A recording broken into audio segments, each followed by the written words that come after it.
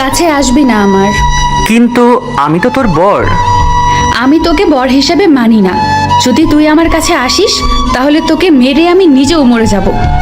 তোর মতো সেলফিশ মেয়ে আমি দেখিনি। সেলফিশের কি দেখলি তুই? তুই আমার লাইফটা শেষ করে দিলি নিজের স্বার্থের জন্য। তুই যেমন একসময় আমাকে ইউজ করেছিস ফ্রেন্ডশিপের নামে, আজ তোর বাবা আমাকে ইউজ করলো। কিন্তু আমি ভেবেছিলাম হয়তো নতুন করে শুরু করব আজ। কিন্তু তুই সে ধরনের মেয়েই না। আমি আর বাবা তোকে ইউজ করেছি। হ্যাঁ করেছিস। যদি ইউজ না করে থাকিস তোরা, তাহলে তোকে আমার সাথে বিয়ে দিলেন কেন আর অন্য কাউকে পেলেন না? তাই তুই কি বলতে চাচ্ছিস? তুই বিয়ে ভেঙে দিবি? আমি বিয়ে ভাঙতে চাইনি, সব কিছু নতুন করে শুরু করতে চেয়েছি। কিন্তু তুই কি বললি একটু আগে? মনে করে দেখ। তোর মতো ছোট লোকের বাচ্চার সাথে আমি নিজেও সংসার করব না। তোর সাথে ফ্রেন্ডশিপ করাই আমার জীবনের সবচেয়ে বড় ভুল। কি বলবি বল, বাবা মাকে নিয়ে কিছু বলবি না। কি করবি রে তুই কুত্তার বাচ্চা? সর সামনে থেকে, জানোয়ার কোথাকার। তুই কতটা নীচ প্রমাণ করে দিলি। আমি তোর বাবা মাকে নিয়ে কিছু বলেছি? কিন্তু তুই যারা এই দুনিয়ায় নেই তাদেরকে খারাপ বলতেছিস। টাকা থাকলেই বড়লোক হওয়া যায় না। নিধির ঠোঁটের নিচ দিয়ে রক্ত পড়ছে, মাথা নিচু করে বসে আছে। থাক, তুই তোর বাবার সম্পত্তি নিয়ে। তুই তো এই সম্পর্কটা রাখতে চাস না। আজ চলে যাচ্ছি। ঠিক 3 মাস পর ডিভোর্স পেপার নিয়ে তোর সামনে আসব। সেদিন নিধিকে কথাগুলো বলে বের হয়ে এসেছিলাম। হ্যাঁ, আমি আমার বাসর রাতের দিনে বাসা থেকে বেরিয়ে এসেছিলাম। বাসাটা আমার ছিল না, নিধির বাবার ছিল। আপনারা ভাবছেন নিধিকে, আর ওর সাথে আমার বিয়ে কেমন করে হলো? নিধি বড়লোক বাবার একমাত্র মেয়ে। বাবার অনেক টাকা, তাই দেমাগে মাটিতে পা পড়তো না। ভাবছেন আমার সাথে গরিবের সাথে ওর ফ্রেন্ডশিপ হলো কেমন করে? আসলে ভার্সিটিতে ভালো ছাত্র হিসেবে একটা নাম ছিল আমার। একদিন ক্লাস থেকে বের হওয়ার সময় নিধি সামনে আসে। তোমার নাম মারুফ? হ্যাঁ বলুন। আসলে আমার ফিজিক্সের নোটসগুলো একটু লাগতো, দিতে পারবেন? অবশ্যই। তারপর ওকে নোটসগুলো দেই। এইভাবেই কথা বলা শুরু, ধীরে ধীরে হালকা পাতলা খবর নেওয়া। এইভাবেই ফ্রেন্ডশিপ চলছিল।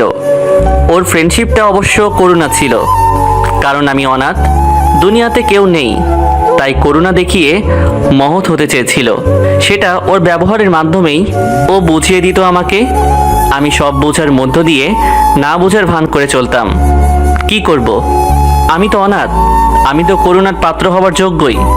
মাঝে মাঝে মনটা খারাপ হতো। যদি বাবা মা থাকতো তাহলে ঈদে কাপড় কিনে দিত।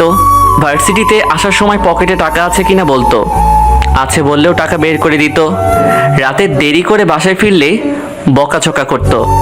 রাগ করে না খেয়ে থাকলে বারবার খেতে ডাকতো। আমাদের জীবনে বাবা মার ভালোবাসা ছোট ছোট জিনিসের মধ্য দিয়ে ফুটে ওঠে, যেটা অনেকে বুঝে না। সময় হলে সেটাই আর পাবে না, আর সেটাই তার কাছে বড় চাহিদা হয়ে দাঁড়ায়। অনেকে পিতামাতা ভালোবাসাকে ঠেলে দেয়, আবার অনেকে সেটার জন্য কেঁদে যায়। যেমনটা আমার ক্ষেত্রে। ভার্সিটি থেকে থাকাকালীন নিধি প্রায় আমাকে ওদের বাসায় নিয়ে আসতো, ভালো মন্দ খাওয়াতো, মাঝে মাঝে টাকার প্রয়োজন হলে দিতে চাইতো। কিন্তু আমি নিতাম না, কারণ যেটা নিব সেটা যদি ফেরত দিতে না পারি তাহলে নিজেকেই খারাপ লাগতো। তাই ছোট একটা পার্ট টাইম জব করতাম। নিধিকে আমি অনেক ভালোবাসতাম, কিন্তু ওর সামনে সেটা প্রকাশ করতাম না। কারণটা খুব সাধারণ, কিন্তু অনেক আমি গরিব, এটাই একটা ছোট শব্দ, কিন্তু এর বোঝাটা অনেক বড়। ওর মতো বড় লোকের মেয়ে, আমার মতো অনাথ যে মেসে থাকে, সারা বছর 2টা শার্ট প্যান্ট দিয়ে চালিয়ে দেয়, তার সাথে প্রেম করবে, এটা ভাবাই অনেক কিছু। এভাবেই চলছিল। নিধি আমাকে অনেক কেয়ার করতো, কিন্তু ওর কিছু কথার মধ্যে আমার জায়গাটা চিনিয়ে দিত। কোনো মেয়ের সাথে কথা বললে এসে বলতো, তোর মতো ছেলেরা শুধু মেয়েদের দিকে কোন নজরে তাকাতে পারে, ছোট লোক কোথাকার। এছাড়া ওর কথা মতো চলাফেরা এগুলো তো আছেই। এদিক থেকে ওদিক হলে ছোট লোক, কুত্তা, জানোয়ার, এগুলা কথা ফ্রিতে শুনতে হতো। তারপরেও মেনে নিয়ে চলতাম। কিন্তু যেদিন ওর মুখ থেকে শুনলাম ওর বিয়ে ঠিক হয়ে গেছে, সেদিন খুব খারাপ লাগে। নিধি ওর বিয়ের কার্ড যখন আমার হাতে দিল, তখন কার্ডটা হাতে নিয়ে হাতটা কাঁপছিল, চোখ দিয়ে জল পড়তে চাইছিল, কিন্তু সেটা আটকে রেখে দিয়েছিলাম। এমনকি নিধির বিয়ের সব কাজ আমাকে করতে হয়। ভেবেছিলাম এটা হয়তো আমার ভাগ্য, যাকে ভালোবেসেছিলাম তার বিয়ে দিতেছি। কিন্তু বিয়ের দিন বর আসেনি, কারণটা এখনো অজানা। তারপর নিধির বাবা ওর বিয়ে আমার সাথে দেন। আমি প্রথমে না করি, কারণ ওনাদের সাথে আমার যায় না, কিন্তু তিনি হাত জোর করে বলতে লাগলেন, তাই আর না করতে পারিনি। তারপর বাসর রাতের কথা তো আপনাদেরকে বললাম। সেদিন বাসা থেকে বেরিয়ে এসেছিলাম। আজ 4 মাস হয়ে গেল। নিধিকে দেওয়া কথার 1 মাস বেশি। পুরনো শহরটা আজ আবার বসে আছে। আকাশ মেঘলা, কখন যেন অঝরে নামবে বৃষ্টি। পুরনো কথাগুলো খুব মনে পড়ে যাচ্ছে। সেই চিরচেনা ব্রিজে গেলাম, যেখানে আমি আর নিধি প্রায় রাতেই বসে থাকতাম। ব্রিজের এক কোণে গিয়ে বসলাম, একটা সিগারেট ধরিয়ে পুরনো গল্প, খুনসুটির কথাগুলো ভাবতে লাগলাম। নিজের অজান্তেই ঠোঁটের কোণে হাসি চলে আসলো। তখনই হালকা বৃষ্টি শুরু হয়ে গেল। বৃষ্টিটা আজ খুব ভালো লাগছে, তাই আর উঠলাম না। নিধির সাথে কাটানো মুহূর্তগুলো ভাবতে লাগলাম। নিধি আমার বউ, কিন্তু বাসরাতের পর থেকে তাকে আমি দেখিনি। হাস্যকর হলেও এটাই বাস্তব। হয়তো ও এখন কোনো ভালো বড়লোক ছেলে পেয়ে গেছে, কিন্তু ও কি আবার বিয়ে করছে? কথাটা ভাবতে ভাবতে ব্যাগ থেকে ডিভোর্স পেপারটা বের করলাম। এই চেনা শহরে ফিরে আসার 2টা কারণ, তার মধ্যে এটা সবচেয়ে বেশি গুরুত্বপূর্ণ। হঠাৎ করে জোরে বৃষ্টি শুরু হলো। কাগজটা ব্যাগে ঢুকিয়ে সিগারেটটা ফেলে দিলাম। তারপর হাঁটতে লাগলাম। কোনো কিছু পাচ্ছি না যে উঠে যাব। ঝুম বৃষ্টিতে একলা রাস্তায় হেঁটে চলেছি। হঠাৎ করে সামনে দিয়ে একটা ট্যাক্সি আসলো। আমি জোরে ডাক দিলাম। আমার ডাক শুনে ট্যাক্সিটা দাঁড়িয়ে গেল। আমি দৌড়ে গিয়ে ওর দরজা খুলতেই একটা বড় ধরনের শক খেলাম। 4 মাসে অনেকটা বদলে গেছে, কিন্তু চিনতে অসুবিধা হলো না। হ্যাঁ, ভেতরে নিধি বসেছিল। আমাকে ওকে দেখে যতটা স্বাভাবিক ও হয়তো নয়। ওর চোখ মুখ দেখলে বুঝতে পারছিলাম, এক দৃষ্টিতে আমার দিকে তাকিয়েছিল। স্যার যাবেন? না, যাও। তারপর সেখান থেকে চলে আসলাম। আগে থেকে একটা বাসা ভাড়া করে রেখেছিলাম। হাঁটতে হাঁটতে বাসায় চলে আসলাম। আসার সময় নিধির মুখটা শুধু ভেসে আসছিল। অনেকটা বদলে গেছে ও। চুলগুলো আগের মতো আর ছোট নেই, বেশ বড় রেখেছে। ছেলেদের মতো আর প্যান্ট শার্ট পরে না হয়তো, কারণ ওকে শাড়িতে দেখলাম। বেশ মানিয়েছে ওকে শাড়িটাই, একদম পরীর মতো লাগছিল। এসব ভাবতে ভাবতে বাসায় চলে আসলাম। দারোয়ানের কাছ থেকে চাবি নিয়ে ভিতরে গেলাম। ফ্রেশ হয়ে বেলকনিতে গিয়ে বসলাম। একটা সিগারেট ধরালাম আর মায়ামাখা বৃষ্টিটা উপভোগ করতে লাগলাম। এখন আর নিধির জন্য অতটা আবেগ আসে না, কারণ আমার ভুলটা ও আঙুল দিয়ে দেখিয়ে দিয়েছে। আগে ওর পিছনে কিভাবে ঘুরতাম, কথাগুলো ভাবলেও হাসি পাচ্ছে। সারা দিন ওর কথা মতো উঠবোস, মারুফ এটা কর, ওটা কর, এটা করবি না, ওটা করবি না, দিনগুলো চোখের সামনে ভেসে উঠছে, কিন্তু তার জন্য আর আবেগ প্রকাশ পায় না। আবেগটা আজ সিগারেটের ধোঁয়ার সাথে হারিয়ে গেছে একাকিত্বের বাতাসে। সারা রাত বেলকনিতে বসে থাকলাম। শেষ রাতে সেখানেই ঘুমিয়ে পড়েছি। সকালে ঘুম থেকে উঠে ফ্রেশ হয়ে বেরিয়ে পড়লাম। হাতে আছে আমার আর নিধির ডিভোর্স পেপার। আমি নিজের কথাটা আজ রাখতে যাচ্ছি, যেটা আমি ওকে বাসর রাতে দিয়েছিলাম। একটা রিক্সা নিয়ে নিধির বাসার সামনে গেলাম। বাসাটা চিরচেনা, কিন্তু মানুষগুলো হয়তো চিনতে পারিনি। দরজায় গিয়ে কলিং বেল চাপলাম। কিছুক্ষণ পর একজন মহিলা এসে দরজা খুলে দিলেন। হয়তো কাজের লোক। কাকে চাই? ম্যাডাম বাসায় আছেন? একটু ডেকে দিবেন। আচ্ছা, আপনি বসেন, আমি ডাক দিচ্ছি। বলেই মহিলাটি চলে গেলেন। আমি দরজায় দাঁড়িয়ে রইলাম, কারণ ভেতরে যাওয়ার কোনো ইচ্ছে আমার নেই। আমি পিছনে ঘুরে বাসার বাগানটা দেখতে লাগলাম। একটু পর কে যেন পিছন থেকে ডাক দিল। পিছনে তাকিয়ে দেখি নিধি। আমাকে দেখে অনেকটা অবাক হলো। তা ওর চেহারা দেখে বোঝা যাচ্ছে। কেমন আছো? জি ভালো। ভিতরে আসো। না, তার দরকার নেই। এই নিন। কি এটা? যেটার জন্য আপনি এতদিন অপেক্ষা করেছিলেন, পরে দেখে নিন ঠিক আছে কিনা। আর আমার সাইন দেওয়া আছে। নিধি পেপারটা হাতে নিয়ে পড়তে লাগলো। একটু পর আমার দিকে মায়াবী দৃষ্টিতে তাকালো। কি ঠিক আছে? আর সরি আপনাকে 1 মাস বেশি দেরি করানোর জন্য। আসলে পেপারের কাজটা করতে একটু ভেজাল হয়েছিল। আপনি খুশি তো? আজ আপনি মুক্ত। আজ আসি, ভালো থাকবেন। বলে চলে আসলাম। পিছনে ঘুরে আর ওর দিকে তাকাইনি। হয়তো ও আজ অনেক খুশি, আমিও খুশি, কারণ ভালোবাসার মানুষটা খুশি হয়েছে। ওখান থেকে বাসায় চলে আসলাম। সারা দিন বাসার টুকিটাকি গুছিয়েছি। বিকেলে বাজার করে এনে রান্না করলাম। একা থেকে রান্না করা শিখে গিয়েছি, কারণ বাকিটা জীবন একাই কাটাতে হবে। রাতে খেয়ে তাড়াতাড়ি ঘুমিয়ে পড়লাম। সকালে অফিস যেতে হবে। আমি এখন একটা বড় কোম্পানিতে সিনিয়র ম্যানেজারের পদে প্রমোশন পেয়ে এখানে এসেছি। সকালে ঘুম থেকে উঠে ফ্রেশ হয়ে বেরিয়ে পড়লাম অফিসের উদ্দেশ্যে।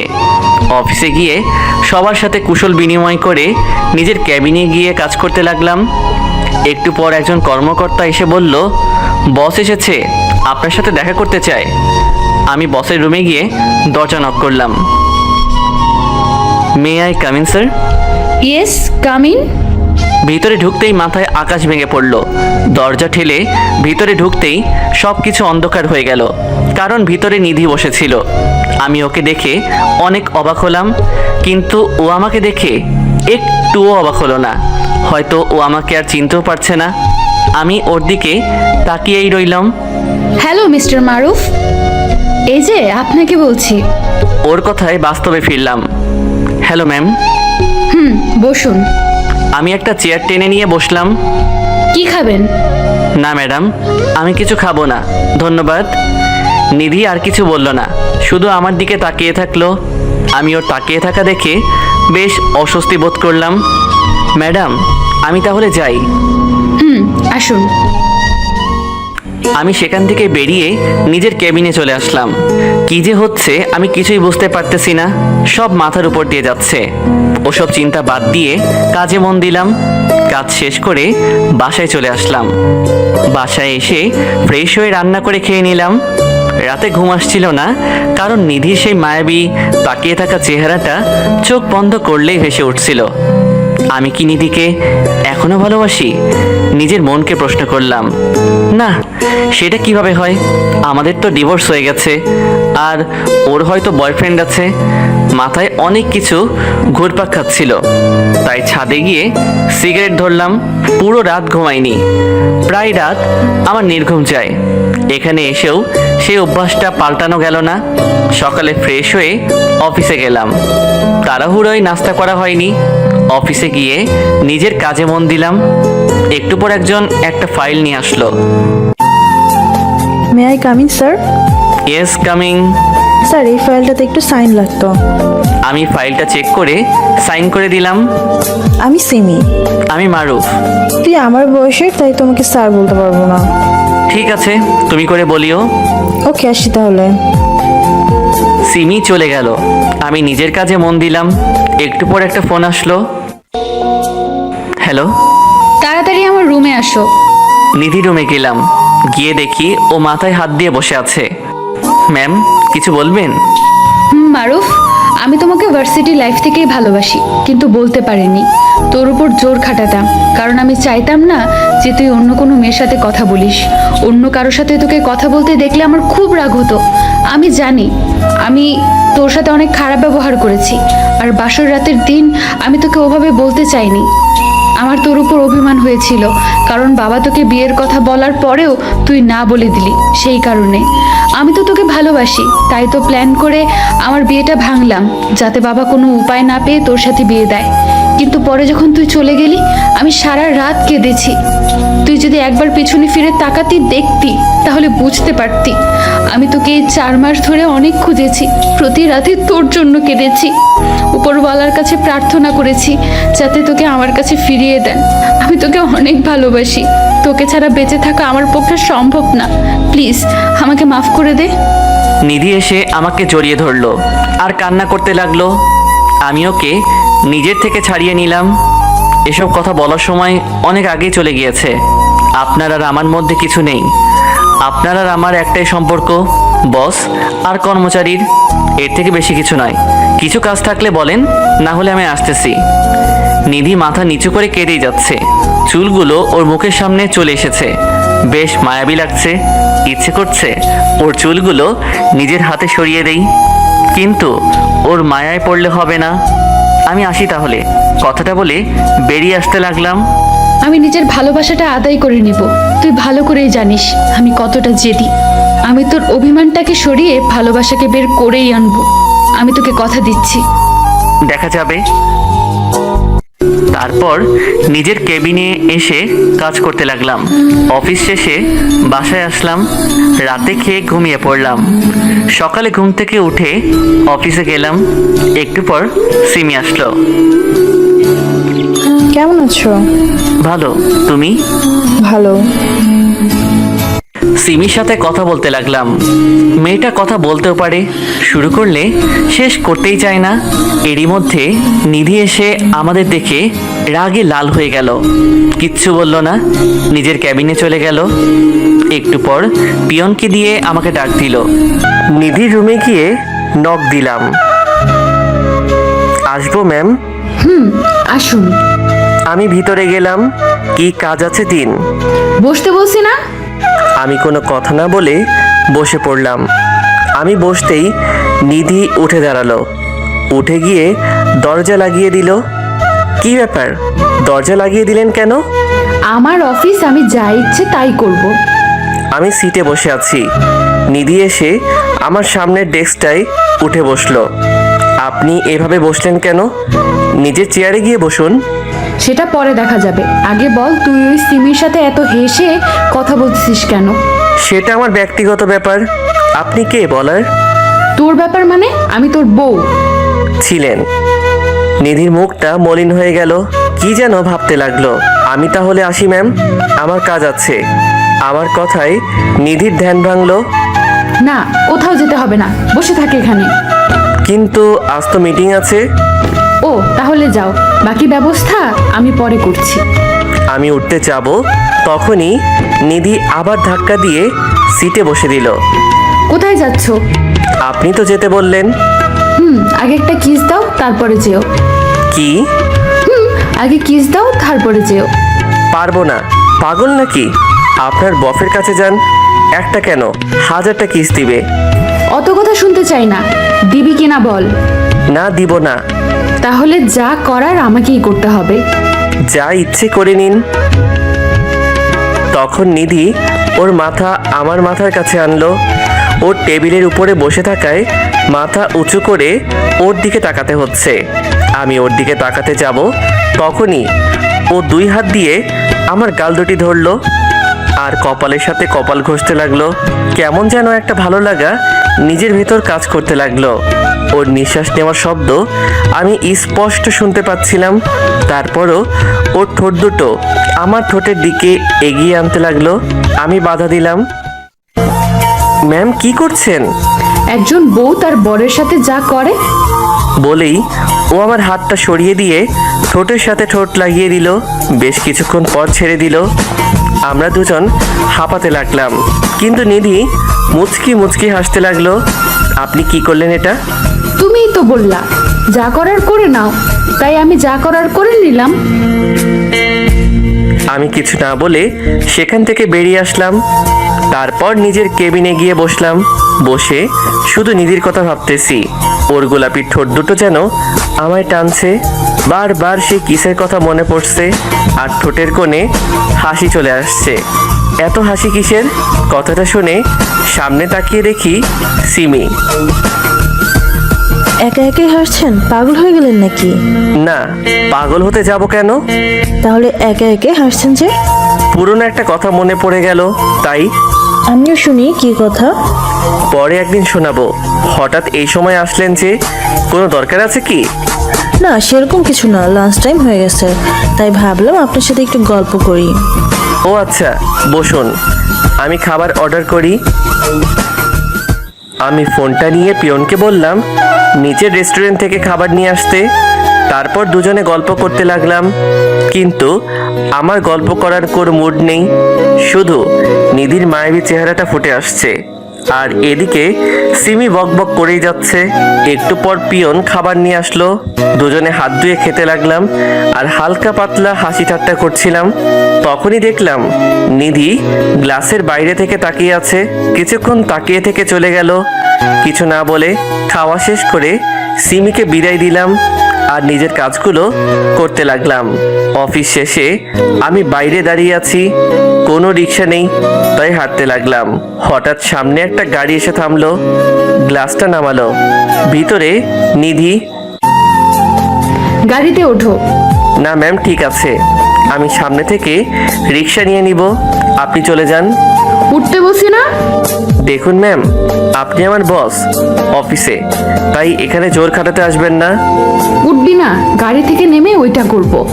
এখন সবার সামনে করলে সবাই ফ্রিতে শো দেখবে, যদি না চাস সবাই ফ্রিতে শো দেখুক তাহলে উঠে পড়। আমি ভাবলাম ভিতরে তো যাব না, আর বাইরে দাঁড়িয়ে থাকলে ইজ্জত সব শেষ হয়ে যাবে, দৌড় মেরে পালিয়ে যাই। যেই এক দুই ধাপ দিলাম, নিধি পিছন থেকে বলল পালাচ্ছিস পালা, কিন্তু রাত শেষ, ওই অফিসেই আসবি, আর কাল সবার সামনে কিস করব। কথাটা শুনেই দাঁড়িয়ে গেলাম। ঠিকই তো, কাল আবার অফিসে যেতে হবে। নিধির যেরকম জেদ, কথার খেলাপ করবে না, তাই গুটি গুটি পায়ে ফিরে এসে গাড়ির দরজাটা খুলে ভিতরে বসলাম। নিধি ড্রাইভারকে গাড়ি স্টার্ট দিতে বলল। আমি গুটিসুটি মেরে বসে আছি, নিধি আমার কাঁধে মাথা দিয়ে বসে রইল। পরন্ত বিকেলে ঝিরিঝিরি বৃষ্টি পড়ছিল, আর মুহূর্তটা যে কেমন ছিল তা ভাষায় প্রকাশ করার মতো না। একটু দূর যেতে নিধি গাড়ি থামাতে বলল আর আমাকে নামতে বলল। আমি নেমে আসলাম। নিধি ড্রাইভারকে গাড়ি রেখে চলে যেতে বলল। ড্রাইভারকে পাঠিয়ে দিলেন যে। আমাদের যেতে দেরি হবে, তাই পাঠিয়ে দিলাম। আসো আমার সাথে। না, আমায় বাসায় যেতে হবে, কাজ আছে। প্লিজ, কিছুক্ষণ পর চলে যাব। ওর দিকে তাকালাম, এক মায়াবী দৃষ্টিতে আমার দিকে তাকিয়ে আছে। আচ্ছা চলুন। তারপর দুজনে হাঁটতে লাগলাম। হাঁটতে হাঁটতে সেই ব্রিজে গেলাম। তোমার মনে আছে এই ব্রিজে আমরা কত আড্ডা দিছি?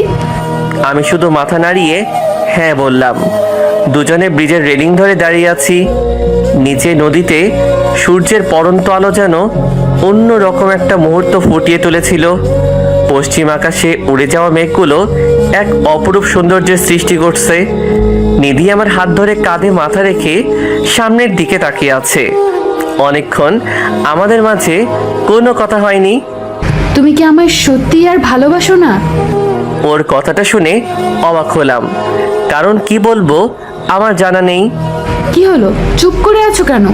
সেটা না হয় না জানাই থাকলো, ডিভোর্স তো হয়ে গেছে, এখন পুরনো কথা ঘেটে লাভ কি?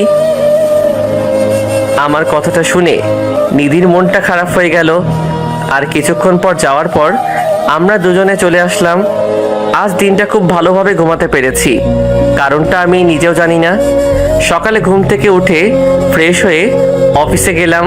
গিয়ে নিজের ক্যাবিনের সামনে আমার নাম লেখার জায়গায় আনোয়ার সাহেবের নাম লেখা, কোম্পানির সিনিয়র কর্মকর্তা। তাহলে কি নিধি আমাকে চাকরি থেকে বের করে দিল? হঠাৎ করে পিছন থেকে পিয়ন এসে বলল, ম্যাডাম আপনাকে ডাকতেছে। আমি নিধি রুমে গিয়ে দরজা নক করে ভিতরে ঢুকেই মাথায় ঠাডা পড়ল, কারণ সেখানে দুইটা ডেস্ক ছিল। May I come in ma'am? Yes, come in. Ma'am, আমার কেবিন কি চেঞ্জ করা হয়েছে? হ্যাঁ, আজ থেকে আপনি এখানে বসে কাজ করবেন। কিন্তু ম্যাম, এখানে কেন? অফিসে আর কোনো কেবিন নেই তাই। কিন্তু ম্যাম, অফিসে তো অনেকগুলো কেবিন আছে, ফাঁকা পড়ে। আপনাকে যেটা বলা হয়েছে সেটা করুন। কি আর করার, চাকরিটা ছাড়তেও পারবো না, কারণ এখন আরেকটা ভালো মাইনের চাকরি পাওয়া মুশকিল নয়, একদম অসম্ভব ব্যাপার। আমি সাইডের ডেস্কটায় বসে কাজ করতে লাগলাম, কিন্তু নিধি কাজ বাদ দিয়ে চেয়ারটা আমার দিকে ঘুরিয়ে আমাকে দেখছে, যেটা খুব অস্বস্তিকর যে কোনো মানুষের জন্য। কারণ কেউ যদি আপনার দিকে তাকিয়ে থাকে তাহলে আপনি সেটা বুঝতে পারবেন, আপনি না চাইলেও তার দিকে আপনার নজর যাবে। আমি বারবার নিধির দিকে আর চোখে তাকাচ্ছি, কিন্তু ও আমার দিকে এক দৃষ্টিতে তাকিয়ে আছে। আমি আর থাকতে না পেরে ওর দিকে চেয়ারটা ঘুরিয়ে নিলাম। ম্যাম, আপনার দেখা হয়ে গেলে আমি একটু কাজ করি। মানা কি করেছে? করো। আপনি এভাবে তাকিয়ে থাকলে আমি কেমন করে কাজ করব? সেটা আমি কেমন করে জানবো? এর সাথে কথা বাড়িয়ে লাভ নেই, লুচু মাইয়া কোথাকার। আমি নিজের কাজে মন দিলাম। দেখতে দেখতে লাঞ্চ টাইম হয়ে গেল। নিধি বাইরে কোথায় যেন চলে গেল। সবাই লাঞ্চ করছে, কিন্তু আমি ছাড়া, কারণ একটা আর্জেন্ট ফাইল জমা দিতে হবে। কিন্তু পেটে তো ইঁদুর বুকডন মারছে, কিছু করার নেই। সাইডে রাখা এক গ্লাস পানি পুরোটা খেয়ে কাজ করতে লাগলাম। হঠাৎ করে নিধি রুমে আসলো, এসে একটা প্যাকেট থেকে কি যেন বের করলো। আমি নিজের মনে কাজ করে যাচ্ছি, কিন্তু পেটে খিদে, আর কাজটাও তাড়াতাড়ি দিতে হবে। একটু পর নিধি আমার সামনে আসলো, একটা চেয়ার নিয়ে আমার পাশে বসলো। তারপর আমার চেয়ারটা ঘুরিয়ে আমাকে ওর দিকে করে নিল। ম্যাম, আপনি কি দেখতে পাচ্ছেন না আমি কাজ করতেছি? কাজ পরে করবা, আগে খেয়ে নাও। আমি জানি তুমি সকাল থেকে কিছু খাওনি। তারপর নিধি আমার মুখের সামনে খাবার ধরলো আর মায়াবী দৃষ্টিতে আমার দিকে তাকিয়ে আছে। দেখুন ম্যাম, আমার এখন খাওয়ার সময় নেই, কাজটা শেষ করে আমি বাইরে গিয়ে খেয়ে নিব। এটা খাবি না মিষ্টি খাওয়াবো? নিধি ওর চেয়ারটা আমার চেয়ারের কাছে নিয়ে আসলো। আমি আবারও ওকে একটু দূরে ঠেলে দিলাম। প্লিজ ম্যাম, কাজটা করতে দিন। আপনি তো জানেন কাজটা কতটা ইম্পর্টেন্ট। আমি কি তোমাকে মানা করছি কাজ করতে? তুমি কাজ করো। কাজ করলে খাবো কেমন করে? আমি তোমাকে খাইয়ে দিচ্ছি। না ম্যাম, এটা সম্ভব নয়। আপনি আমার বস, আশা করি আপনি সেই সম্পর্কটার মর্যাদা রাখবেন। আমি নিজের মনে কাজ করতে লাগলাম। নিধি নিজের ডেস্কে গিয়ে ফাইল দেখছিল। 1 ঘন্টা পর কাজ শেষ করে নিধির কাছে ফাইলটা দিলাম। কাজ শেষ হয়েছে, এবার খাবারটা খেয়ে নাও। আমি আর মানা করলাম না, কারণ যে পরিমাণ খিদে লেগেছিল তা বলার মতো নয়। আমি গিয়ে সোফায় বসে পড়লাম। আমার প্লেটটা নিতে যাব, তখনই দেখলাম পাশে আরেকটা প্লেট ঢাকা দেওয়া। তার মানে নিধি এখনো খায়নি, হয়তো আমার জন্য অপেক্ষা করে আছে। মুখের দিকে তাকিয়ে দেখলাম একদম শুকিয়ে গেছে। ও হয়তো সকাল থেকে কিছু খায়নি। ম্যাম, আপনি খাবেন না? না, তুমি খেয়ে নাও, আমি পরে খাবো। আমি কি বলবো বুঝতে পারছি না, কেন জানি ওর মায়ায় ধীরে ধীরে ডুবে যাচ্ছি, হারিয়ে যাচ্ছি ওর ওই মিষ্টি চাহনিতে। আমি খেলাম না, প্লেটটা নিয়ে ওরকম বসে রইলাম। নিধি ফাইল চেক করতে ব্যস্ত। কি হলো, তুমি খাচ্ছ না কেন? ইচ্ছে করছে না। নিধি ফাইলটা রেখে সোফায় এসে বসলো, হাত থেকে প্লেটটা নিল। হা করো। আপনি খাবেন না?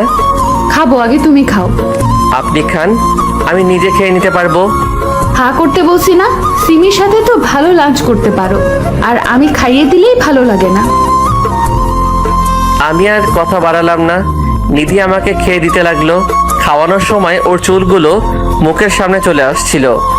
ইচ্ছে করছিল নিজের হাতে ওর চুলগুলো গুছিয়ে দেই, কিন্তু নিজেকে আটকে রাখলাম। আমাকে খাওয়ানোর পর নিধি নিজে খেয়ে নিল। বিকেলে অফিস থেকে বেরিয়ে সিমির সাথে দেখা। আজ সারাদিন কাজের ব্যস্ততায় ওর সাথে দেখাই হয়নি। কেমন আছো? ভালো, তুমি? ভালো, চলো কফি খেয়ে আসি। চলো। যখনই সামনে যাব তখনই দেখি নিধি রাগী লোক নিয়ে আমার দিকে তাকিয়ে আছে। কিছু বলল না, গাড়িতে করে চলে গেল। আমি আর সিমি গল্প করতে করতে কফি শপে গেলাম। কফি খেয়ে বাসায় চলে আসলাম। রোজকার মতো রান্না করে খেয়ে ছাদে গিয়ে একটা সিগারেট ধরালাম। নিধির কথা মনে পড়তে লাগলো, আগের মতোই আছে। ও একটু পাগলামি কমেনি। আমি যতই নিজের মনকে বুঝিয়েছি যে আমি ওকে ভালোবাসি না, মনটা ততই ওর দিকে চলে গিয়েছে। আমি যে নিধিকে কতটা ভালোবাসি তা আমি প্রকাশ করতে পারবো না, তাই তো ওর খুশির জন্য ডিভোর্স পেপারে সাইন করে দিয়েছিলাম। কিন্তু আমি কি ওর ভালোবাসাকে মেনে নিব? কিছুদিন অপেক্ষা করে দেখি কি হয়, তারপর না হয় ওকে আপন করে নিব। আমাকে কষ্ট দেওয়ার ফল তো ওকে ভোগ করতেই হবে। তারপরের দিন অফিসে গিয়ে দেখি সিমি দাঁড়িয়ে আমাকে দেখে আমার কাছে আসলো। কেমন আছো? ভালো, তুমি? ভালো। তখন নিধি এসে দাঁড়ালো। এই যে মিস সিমি, এখানে আপনাকে কি আমরা গল্প করার জন্য বেতন দেই? আপনি সারাদিন গল্প করে সময় কাটিয়ে দেন, একটা কর্মের নন আপনি। যান, নিজের কাজ করুন। সিমি মুখ কালো করে চলে গেল। নিধির কাণ্ড দেখে খুব হাসি পাচ্ছিল। ওর রাগী চেহারা দেখলে যে কেউ ক্রাশ খাবে। এই যে তুমি কেবিনে যাও, আমি আসছি। আমি কেবিনে গিয়ে কাজ করতে লাগলাম। একটু পর সিমি আসলো। আরে তুমি? একটা ফাইনাল সেট করাতে হবে। ও দেও। আমি সাইন করে দিলাম। সিমি চলে গেল। নিধি রুমে ঢুকলো। ও কেন এসেছিল? ফাইল সাইন করে নিতে। আর যেন ওর সাথে না দেখি। কেন? আপনি কে আমাকে বলার? আমি কে দেখাচ্ছি। তারপর যেটা হলো,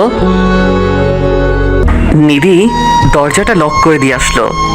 এসে আমার কলার ধরে উপরে উঠালো। আমি ওর সাথে কি করব তাতে আপনার কি? আমারই সব। আমি যেটা বলবো সেটা না শুনলে দেখতে পাবি। আপনার যা ইচ্ছে করুন, আমি তো ওর সাথে কথা বলবো। আর মেয়েটা অনেক কিউট। নিধি কি যেন ভাবলো, তারপর কলার ছেড়ে দিয়ে নিজের চেয়ারে গিয়ে বসে পড়লো। মাথায় হাত দিয়ে কি যেন ভাবছে, চোখের কোণে জল। এইটুকুতেই খারাপ লাগছে তোমার? আমি যে এই কয়েকটা মাস কেমন করে কাটিয়েছি তা শুধু আমি জানি। ভালোবাসার মানুষের কাছ থেকে আঘাত পেলে পুরো দুনিয়াটা উলটপালট হয়ে যায়, সেটা হয়তো আপনি এখন বুঝতে পারছেন। আমি নিজের কাজ করতে লাগলাম। নিধি কান্না করেই যাচ্ছে। না, মনে হয় একটু বেশি করে ফেলেছি। ধুর, যা হওয়ার হয়ে গেছে, পরে ভালোবাসা দিয়ে পুষিয়ে দিব। নিজের মনে কাজ করতে লাগলাম। লাঞ্চ টাইম হয়ে গেল। নিধি কান্না করতে করতে ওর ডেস্কে ঘুমিয়ে পড়েছে। আমি বাইরে গেলাম, দেখি সিমি দাঁড়িয়ে আছে। কি ব্যাপার, তুমি এখানে দাঁড়িয়ে? তোমাকে ডাকতে যাচ্ছিলাম। কেন? একটু দরকার আছে। কি দরকার বলো? চলো লাঞ্চ করি আগে। চলো। তারপর দুজনে মিলে লাঞ্চ করলাম। কি যেন বলতে চেয়েছিলা? পরে একদিন বলবো, আজ না। আচ্ছা। এরপর আমি অফিসে চলে আসলাম। আসার সময় নিধির জন্য খাবার নিয়ে আসি রেস্টুরেন্ট থেকে। এসে দেখি নিধি চেয়ারে হেলানি দিয়ে আছে। ম্যাম, এই নিন, কালকে আপনি আমাকে ট্রিট দিয়েছেন, আজ আমি আপনাকে দিয়েছি। কোথায় গিয়েছিলে? লাঞ্চ করতে। কার সাথে? আমি আর সিমি। ও ভালো। নিধি চেয়ারে হেলানি দিয়ে বসে আছে। কি হলো, খাবেন না? না, ইচ্ছে নেই। নিধিকে দেখে বোঝা যাচ্ছে সকাল থেকে কিছুই মুখে পড়েনি। আমি একটা প্লেটে খাবার নিয়ে ওর সামনে গেলাম। নিন, খেয়ে নিন। না, খাবো না, যাও এখান থেকে। চলে যাব, কিন্তু খেয়ে নিন। বলছি না, খাবো না। নিন, হাঁ করুন। কি হলো? নিধি কিছুক্ষণ আমার দিকে তাকিয়ে থাকলো, তারপর হাঁ করলো। আমি ওকে খাইয়ে দিলাম। খাওয়া শেষে যখনই উঠতে যাব তখনই নিধি হাতটা টান দিয়ে আবার বসিয়ে দিল। আমি জানি তুমি আমাকে এখনো ভালোবাসো। হাসছো কেন? আপনার কথা শুনে আমি আপনাকে খাইয়ে দিলাম, কারণ কাল আপনি আমাকে খাইয়ে দিচ্ছেন, তাই আজকে সেটা শোধ করে দিলাম। আমি উঠে গেলাম। কিছুদিন এভাবে চলতে লাগলো। আমি এখন নিধিকে রাগানোর জন্য সিমির সাথে আরও বেশি করে কথা বলি, কিন্তু এমনটা হবে ভাবিনি। আমি অফিস থেকে বের হয়ে আসছিলাম। অফিসে কেউ ছিল না, আমি, সিমি, নিধি আর পিয়ন ছাড়া। আমি গেটের বাইরে আসতেই সিমি ডাক দিল। হ্যাঁ বলো। তোমার সাথে কিছু কথা ছিল। বলো। আসলে মারুফ, আমি না তোমাকে খুব খুব ভালোবাসি। I love you Maruf, more than my life. বলেই সিমি আমাকে জড়িয়ে ধরলো। আমি ওকে ছাড়িয়ে নিলাম, কিন্তু পিছনে তাকিয়ে দেখি নিধি দাঁড়িয়ে। আমাকে দেখেই কান্না করতে করতে চলে গেল। যাহ, সব গন্ডগোল পাকিয়ে গেল। বাসায় চলে আসলাম। সিমিকে সব বুঝিয়ে দিয়েছি, ও মানতে চাইছিল না, কিন্তু আমার কিছু করার নেই।